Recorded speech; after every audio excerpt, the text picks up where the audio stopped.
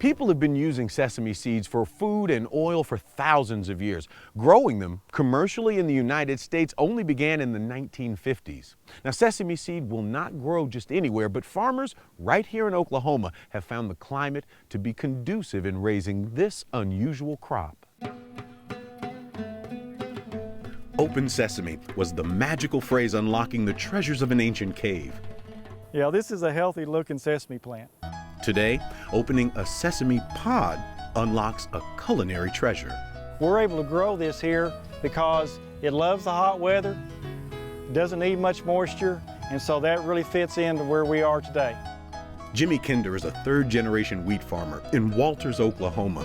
He'd been looking for a drought-resistant, economically viable crop to rotate with his winter wheat. Sesame fit the bill. This is one of the unique things about this crop is that we're not looking for a market. We have a market for sesame. We just haven't been able to grow it efficiently until now. That demand, along with new seed varieties and new technology, provided a crop opportunity for farmers. And there's another benefit. The harvesting equipment is the same as with wheat, as with corn, that's the neat thing about sesame. There's no specialized piece of equipment needed. So why hasn't the crop been more widely grown? Well, another word on open sesame. The pods open when ripe and spill their seeds onto the ground. The challenge has been to develop a pod that holds the seeds until the entire field is ready for a machine harvest. New plant varieties have made that possible. And so the variety that we have actually stays closed until we can come in and get a harvester to actually roll the pod open and release the seed. What you're looking at is a unique sesame pod that exists nowhere else in the world, non-dehiscent sesame, which means non-shattering sesame. The rest of the world today is still hand-harvested sesame.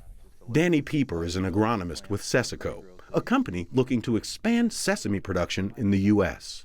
Explain a little bit about how the sesame seed plant grows. Okay, well, what we have here is basically a little bit varying stages of maturity.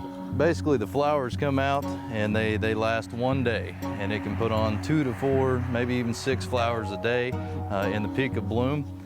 And those flowers last one day, fall off in the evening, and they're replaced by a small capsule full of seed. From crop to consumer, Jimmy Kinder's sesame seeds make their way through processing to be cleaned and sorted. Show me what's going on here. Well, basically from the bulk storage bin, you know, we bring the seed in through these conveyors. Oh, okay. And it's you know, similar to the seed you would see on a hamburger bun. Right. And this is the first stage in the cleaning process, getting it from the bin to the cleaner. This Heartland crop will be packaged and shipped around the world. Half the global supply is made into oil. The whole seeds are used for baking, candy, and ethnic dishes, a market that continues to grow. It's a very strong market. You know, we're nowhere close to meeting the demand for it. There's not enough sesame grown in the world to meet current demand, current consumption levels. So there's a huge amount of growth that can happen. Here's a story on the sesame and the bee. Jimmy Kinder's been sharing his sesame story with others in a blog that talks about agricultural advances and a crop dating back thousands of years. It's no doubt that technology can be a great thing, but farming's still an art. And then I've been able to take that human side that's been handed down from father to son over years, then actually multiply that with technology.